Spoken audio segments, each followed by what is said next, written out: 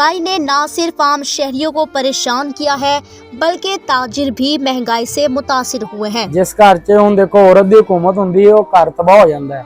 साडे पंजाब च औरत दी एक वजीर आला बन गई है।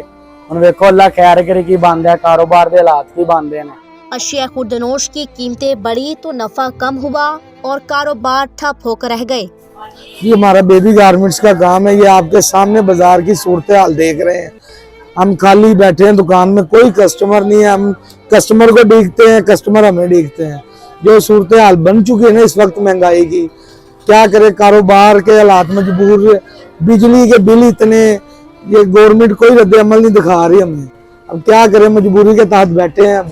बढ़ती हुई महंगाई ने न सिर्फ शहरियों को परेशान करके रखा है बल्कि ताजिर हजरात भी महंगाई से तंग दिखाई देते हैं। बिजली के बिल बहुत ज़्यादा आ रहे हैं, इस वजह से हम इधर सारे बैठे हैं और कस्टमर भी नहीं आ रहे, जिसकी वजह से महंगाई इतनी ज़्यादा हो गई है।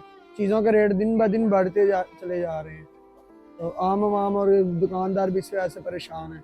आए रोज अशिया जरूरिया की कीमतों में इजाफा होता जा रहा है और नफा कम होता जा रहा है। दूसरी जानिब सेल में वाज़े कमी ने ताजिरों को भी परेशान कर रखा है। एक वक्त था बाजार और मार्केट ग्राहकों से भरी होती थी। सेल में वाज़े कमी ने ताजिरों को परेशान कर रखा है। ताजिर हाथ पे हाथ धरे बैठे हैं। कैमरा टीम के साथ अहमद हसन, डिवीजन साहिवाल।